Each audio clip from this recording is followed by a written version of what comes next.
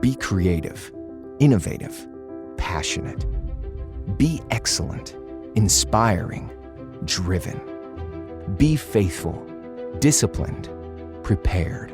At Union University, you will thrive in a Christ-centered community and be equipped for success in your life and career. Begin your journey today. At Union University, be transformed. Students of the world, gather round. It's time for the World Student Podcast with our host, Mark and Darren. Everyone, and welcome once again to World Student Podcast. Darren Sutherland, your host. My host. He's the student recruiter that everybody wants to be. And Mark Kopinski. Mark, how you doing, my friend? Hey, good morning, Darren. October the 1st. Can you believe it? October the 1st. It is when we are recording this. You may be listening to it in November, December, January, but it is October the 1st, and we're 35 days away from an election, so to speak, or a UWF or WWE match. I can't figure out what we're getting into here in the States, but we're going to go across the pond today, and we're going to talk to one of your friends, Chris Curl, over there. And Mark, give us a little background on Chris and what's going to happen on World Student Podcast today. Yeah, I'm really excited to have this conversation because we really haven't gotten into the United Kingdom and the education system there and, you know, what's going on there right now at the universities. And of course, we'll touch on COVID and all of this. But Chris and I got together a couple of months ago. We actually found each other on the internet. So it's like internet dating, isn't it, Chris? But, if you say so, Mom. Chris has got a great background, which he'll talk about. He's worked in the secondary school market in the UK for a long time, and now he's gone out on his own and has this very interesting business that really is designed to help students get where they want to be in life. But you know, Darren, we've touched on this with students that we've had on podcasts and, you know, professionals in college admissions and at universities. The United Kingdom is a huge market, number one study abroad market in the world for U.S. students traveling abroad, and UK kids go all over the place to universities, including lots of them in the U.S. So this is going to be a great show focused on our brothers or sisters or whatever you want to say across the pond. And I don't know, Chris, I think if you got on a boat, you could probably be here in a couple of days, couldn't you?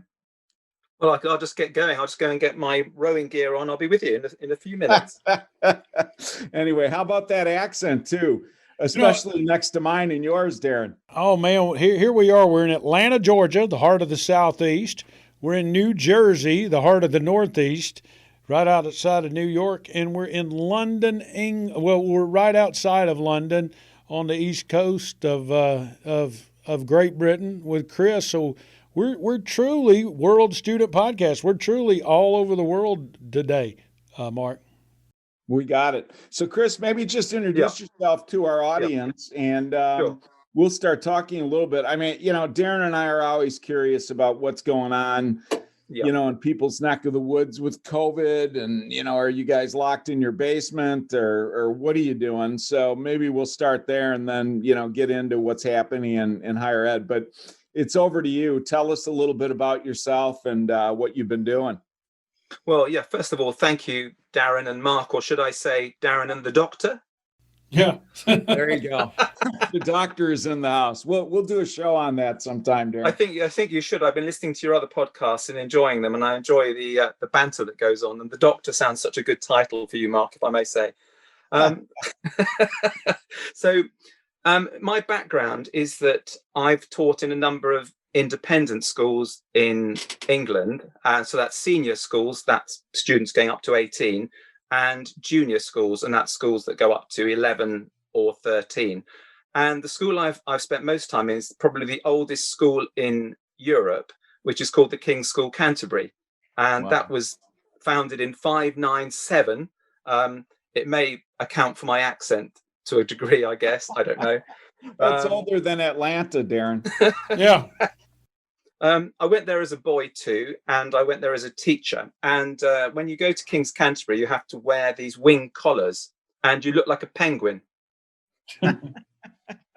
And you sort of waddle around the town of Canterbury, and all the other people from all the other schools look at you and give you a really funny look. And you just wish you weren't wearing it. Chris, why do I have visions of Harry Potter running through my head? Yeah, you're absolutely right. And a lot of the schools I've worked in, because I've worked in the independent sector as opposed to the state sector, and a lot of the schools are like that. And I've worked in schools that are just like sort of Hogwarts and that. You're absolutely right.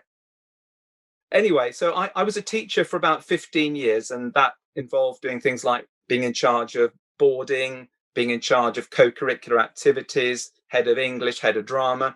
And one day I went to see the headmaster of the school, and I said, would you support me for going for a job as a deputy head? And he said, well, Chris, I don't think you want to be a deputy head. And my heart sank. I thought, oh, right, that's it. I'm not going to head into management. That's it. He said, you want to be a headmaster, don't you? And I said, well, ideally, yes. He said, well, why aren't you asking me if you can? I'll support you to be a headmaster. I said, okay, will you support me to go for a job as a head? He said, yep. He said, I've just, funny enough, you should say that. There's an advert in the paper today that you ought to have a look at, little prep school in Oxfordshire. I applied for it. I got it.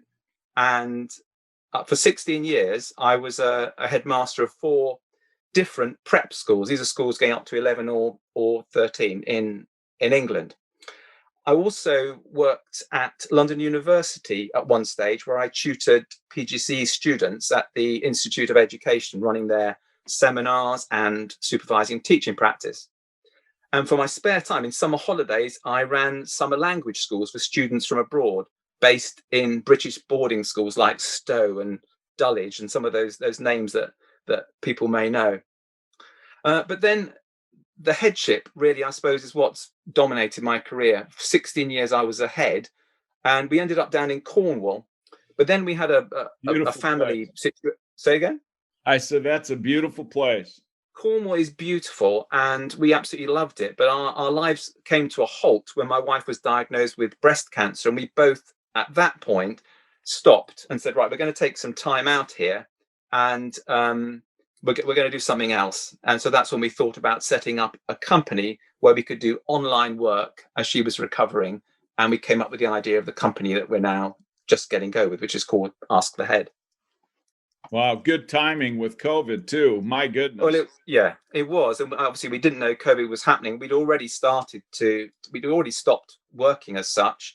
And then COVID happened, and we thought, okay, here's another sign here. We should be doing work that, at least to start with, is online. And so we set up this platform of Ask the Head, putting down the sort of things that our shared experience and skills could offer, but then finding out through meeting people like you, Mark, that actually there were other things we could offer too, and seeing where it goes, really. So if people are listening to this and at the end of the show they think, well, actually there's something in this, then I'd love to hear from anybody. Well, everybody listening wants to come to the UK, so you're gonna be busy, my friend. And it's funny, Darren. As a side, the whole Harry Potter thing. Yeah. Before I moved to the UK, we thought J.K. Rowling was so creative and incredible ideas. Where did she get these ideas? And then my kids went to schools like Chris is talking about, and we realized that this was just everyday life in the UK, but we were too dumb in the US to know any of that. So all these houses and all these things she came up with, everybody in the UK knew exactly what they were.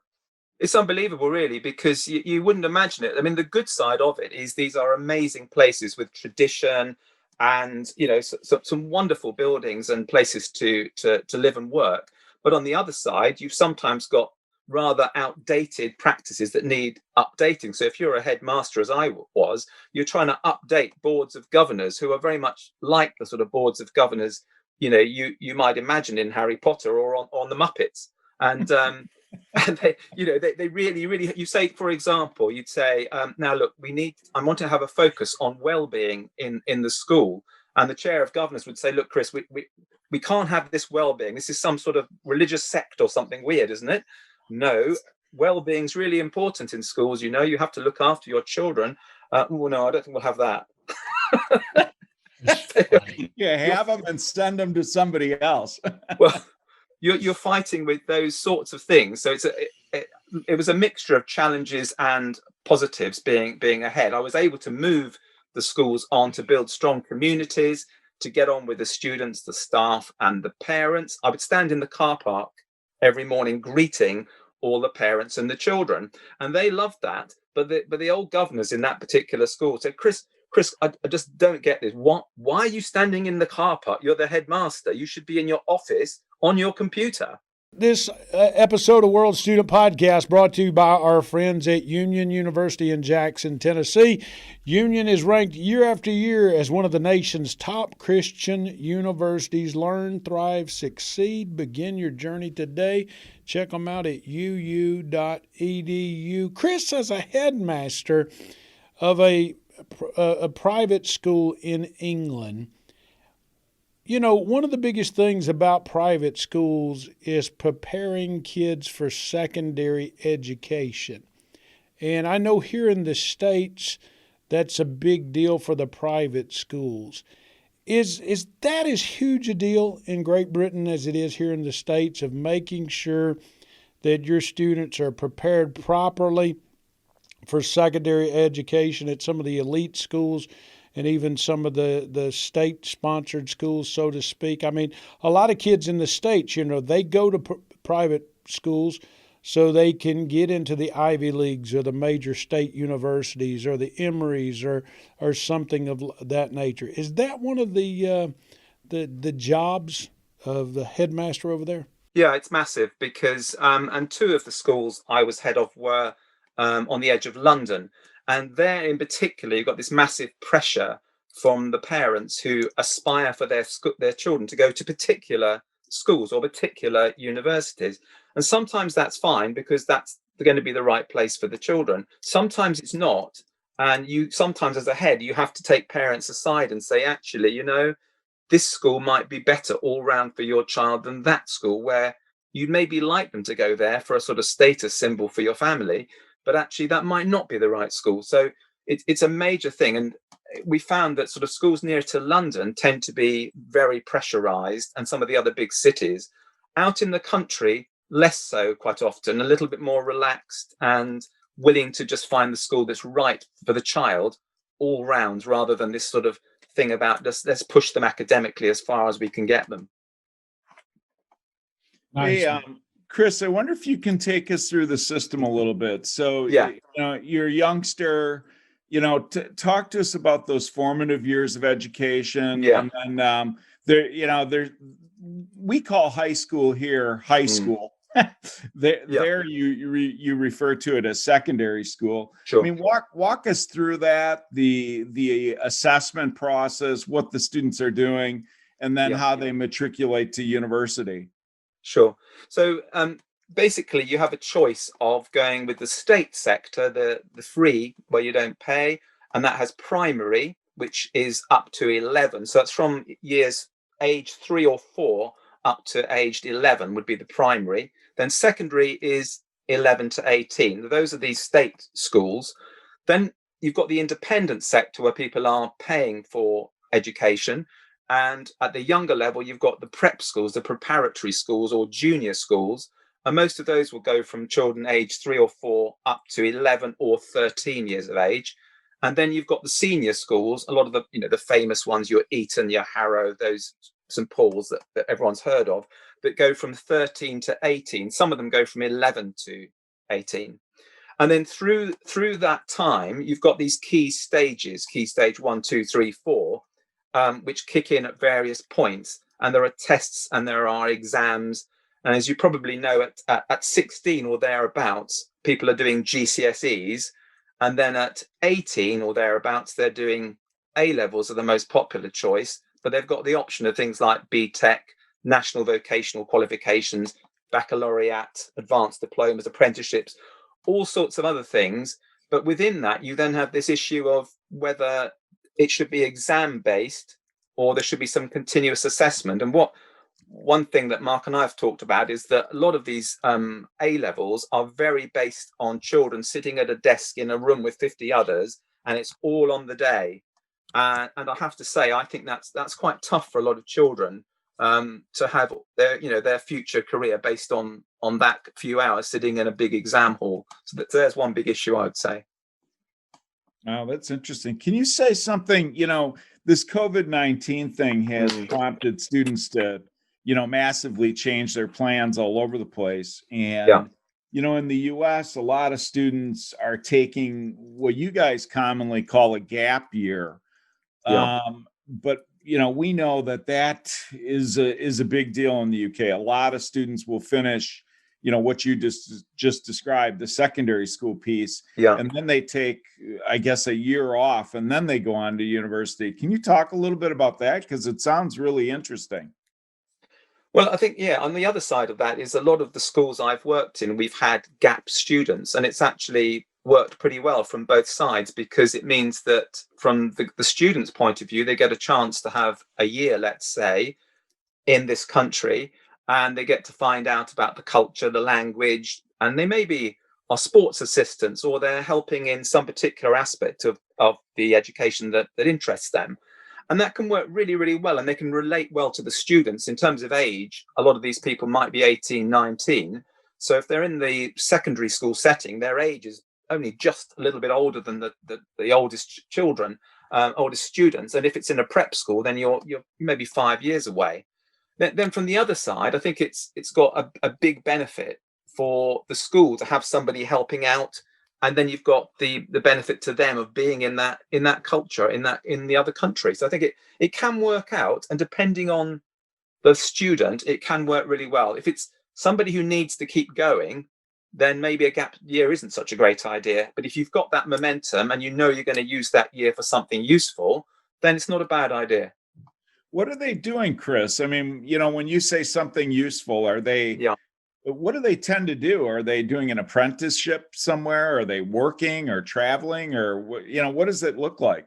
Well, the GAP students that I've worked with have basically committed themselves to the school for the year, and they've been there. And as a head, I would sit down with a GAP student who was coming over after having agreed all of this, with the head of the school they had come from. It's usually a relationship between two schools that leads to the GAP student coming over, and then another one the following year, and so on. You would agree what it was they were going to do. And most of the GAP students I've worked with have tended to be pretty sports mad. I'm like you, both of yourselves, I'm very keen on sport too.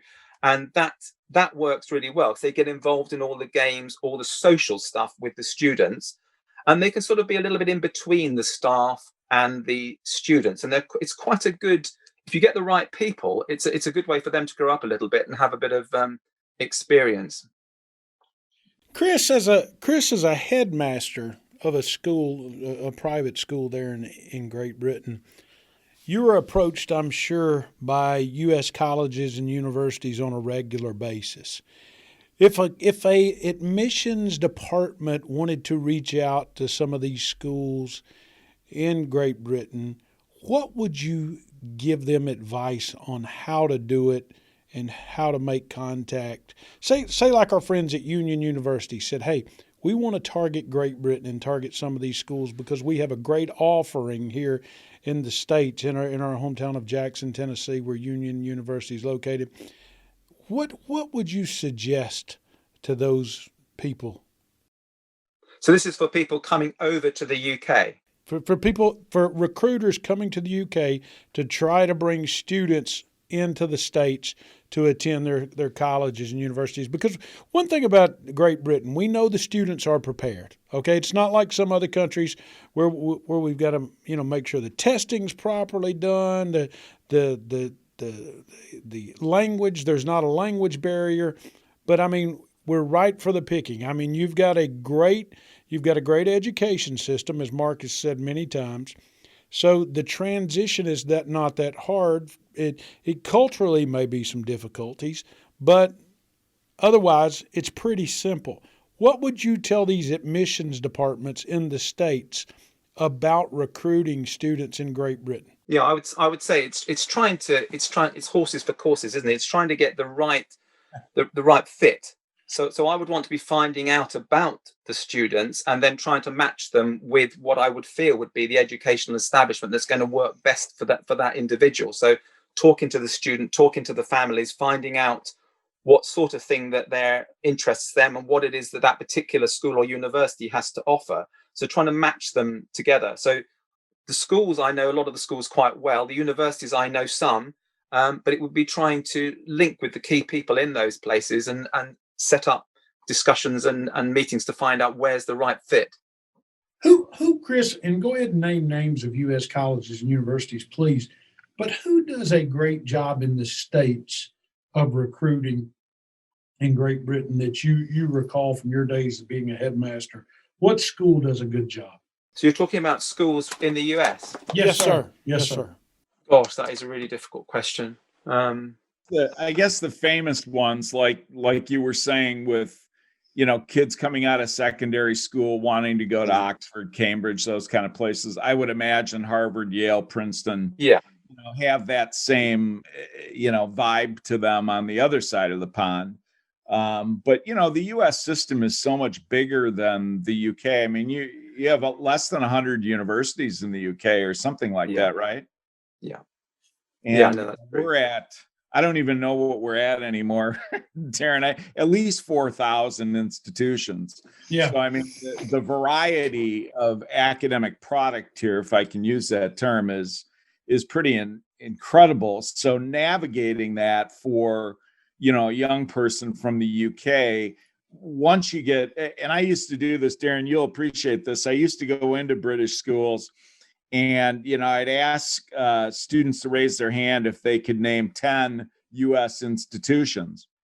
And, a few people would raise their hand, and it was always the same schools that I just mentioned, basically. And beyond that, they had no clue, and I suppose if you did that in the US, you'd probably have American kids named 2 or 3 as well. Yeah. So, ask the head kind of advising is really useful because people just don't know, and without that knowledge, it's very hard to navigate things. And then the other thing you said earlier, Chris, is really curious about, because the academic system in the UK narrows students very much toward a subject or two at most.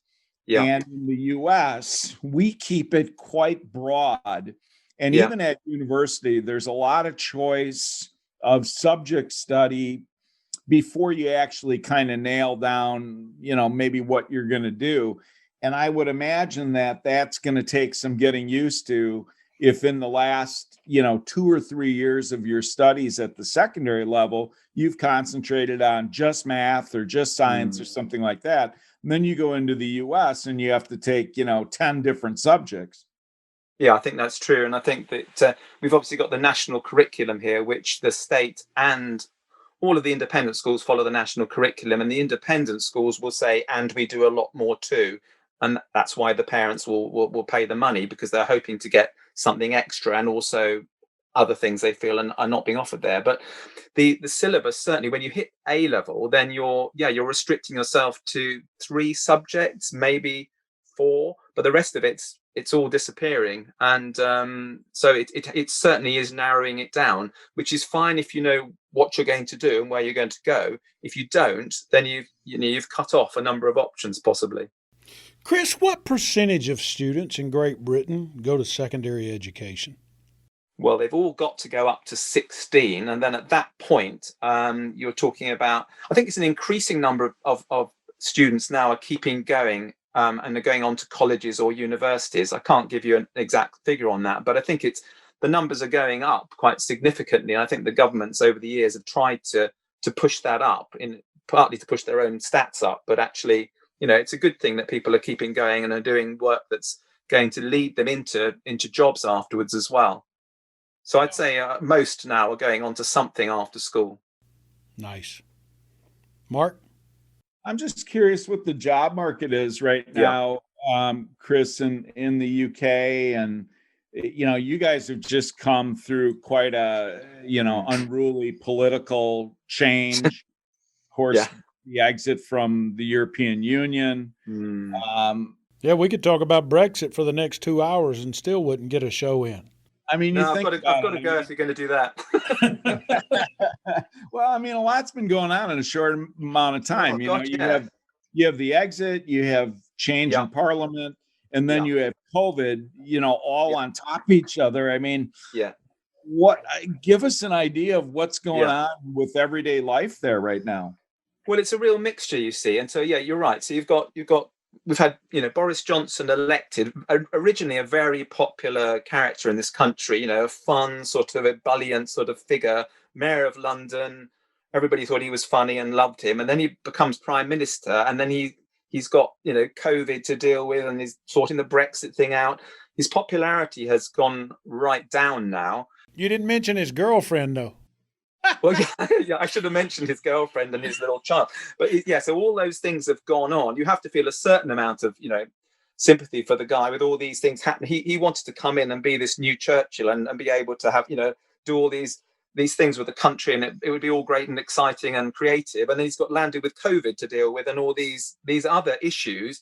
And now he's criticised from all fronts. And with COVID, everything he's doing is either a week too early or a week too late. So everyone's at him, and the media, to be fair, is fairly anti. Usually the party in power, they're always anti, but they're at the moment particularly anti what he's trying to do. And he appears to be struggling. And so today on the news is all about his father, who's gone into a shop not wearing a mask. So that becomes the news story, is that, Stanley wasn't wearing his mask. Isn't that shocking? Well, okay, but let's discuss other things too. And COVID has certainly affected everything. So my older children, one of them's just finished uni, the other one's at university at the minute, and they're talking about having these hybrid, mixtures of online and live that you were talking about on previous shows. But they're still keeping going. So it has affected it, and I think it's affected international students, because some have just not come because they haven't been able to get over, or they're reluctant to come. Others are locked in their premises now. You've got, for example, Manchester University is on the news at the minute, and they're all just being held in their accommodation and told you're going to have to stay where you are. Boris has had to stand up and say, look, when it comes to Christmas, we promise we'll let you go home. But it feels chaotic. And at the minute, there are 8 different versions of what you do at the moment, depending on which part of the country you're in. If you're in the north, then you're probably on lockdown now, depending on what city you're living in. If you're in the south, you're probably just getting out of your restaurants and pubs by 10 o'clock in the evening, wearing a mask as you go round, and pretty much going about your business, social distancing. So it's having quite an effect, but things like the universities and the schools are carrying on, but they've had to all put measures in place, and we're all trying to be, really careful and responsible. Just curious, what is the competitive nature in these schools that you were headmaster in Great Britain compared to other countries like Sweden, France, Germany, for students from, I don't know, anywhere from the Far East to the Middle East to the African continent to the United States, to get students, international students in at this level? What's the competition like? Yeah, I think the competition is fierce in some of the schools, because one of the schools I was working at, it was a school that went up to 11, and the parents would just be at you on a daily basis to find out how their child was doing. And when it got to the weekend, the children would not go home to have a relaxing weekend to spend with their families. They'd go home for a weekend with their tutor, who would be waiting for them on Friday evening to pick up where the teachers at school left off, possibly even slightly contradict the various methods that were given to how you might do your maths or whatever. But the weekend would be spent with a tutor, because the parents were so desperate that their children would get into City of London, Eton, wherever it is. So very, very competitive, I would say, in a lot of the schools, particularly these independent schools. Wow. It's Darren, it's crazy. I remember, and you're going to have to help me, Chris, with the age, but my kids had to take exams to get into these schools when they were very young. I forget what the age was. And then they had to go interview with the head at the school. And I remember picking my son up from one of these, and what was he, maybe 8, Chris? Yeah. I had to do that. As one of the schools I was head at the age of 7, children would come to you to have interview with the head, followed by verbal and non-verbal reasoning test, followed by an English test and a maths test. Yeah. And so I tried to make it so that the interview with the head was not an interview, because poor 7-year-old child is faced with this, fearsome looking head teacher. Really is the last thing they're going to want. So I made it very much a friendly chat. I used to use puppets and things on my hands, and just to try and let them relax and just be themselves and get them to talk about themselves a little bit. But I think some schools have made them more formal, these interviews, and then they did sit them in these exam halls at the age of 7 in order to do little maths and English tests. And I could not do that. I think that's very wrong, and it's not appropriate at 7 to put children through that. We're up against the clock here, Chris and Mark. So before we close this out, I want to thank Union University once again for their sponsorship for the World Student Podcast. Union University is year after year ranked as one of the nation's top Christian universities. Learn, thrive, succeed. Begin your journey today. Check them out online at uu.edu. Union University in the heart of Jackson, Tennessee. Mark, let's close it out. Well, I think it would be interesting just for a minute or so, if you have the time, Chris, to tell us, who your clients are right now in terms of Ask the Head. Because you're doing this virtually, I'm assuming kids from China to the U.S. could seek your advice and their parents. Tell us a little bit about this business so our listeners can tap into you as a resource. Yeah, sure. So Ask the Head is very new. We only set it up this summer. We're offering services like mentoring for people who would like to be leaders, aspiring and current. They can be school leaders, they can be leaders in other areas too, offering coaching to these people to help them have a regular person they can speak to confidentially about how their job is going, how they're moving their organization forward. We can recruit staff and students. We can give advice to people on next stages in their education, including families trying to move from abroad to find placements. We can also help companies do this too. We also offer motivational maps, wonderful team building online tool where people fill in a form and we then feed back to them. And as a manager, you can see what you've got in your team and how you can really progress that team for greater productivity. That's something for anyone listening who's a boss who fancies having their team motivationally mapped. That's a fantastic tool I used as a head. And the other thing is just we're open to taking on new projects. So anyone listening who likes the sound of what I'm saying, we're out there. askthehead.com is our website. It's homegrown website. Don't look too closely. Or you can email me on askthehead@hotmail.com, or you can contact me through Mark, because I'm delighted to be one of his advisors at GSRA, which is brilliant. So love to hear from any of your listeners.